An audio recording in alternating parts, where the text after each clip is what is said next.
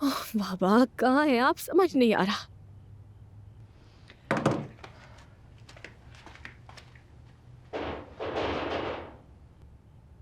आखिर तुम लोग मेरा पीछा क्यों नहीं छोड़ देते? हाँ, हद हो गई है।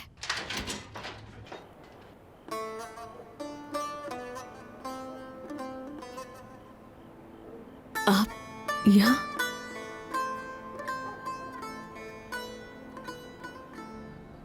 या मेरे अल्लाह, काश मैं मर चुकी होती तो मुझे ये सुनना ना पड़ता। सीधा जवाब दे दादी, सीधे सवाल का सीधा जवाब चाहिए मुझे।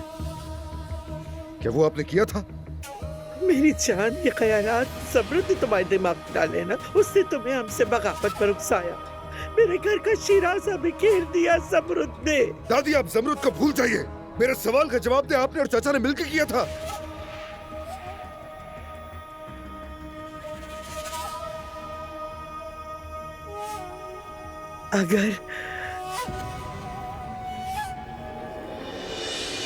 अगर तुम सोचते हो कि मैंने तुम्हारी अम्मी को मारा है तो मुझे गोली मार दो।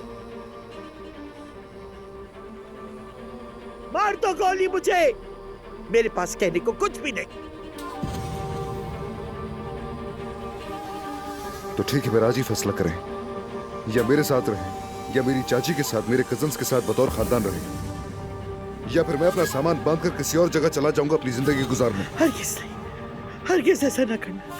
तुम मेरे खानदान का मुस्तकबिल हो।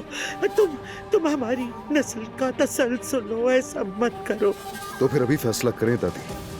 आपको चचा का नाम और उनके वजूद को भूलना होगा। कोई ताल्लुक नहीं रखेंगे उनसे, वरना मैं यहाँ से चला जाऊंगा।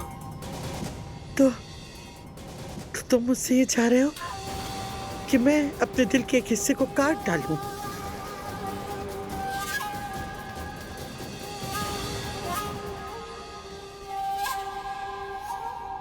ठीक है, ठीक है बेटा, मैं अब्बास को छोड़ सकती हूँ, मगर तुम्हें नहीं छोड़ सकती। मैं तुम्हें नहीं छोड़ सकती मेरी जान,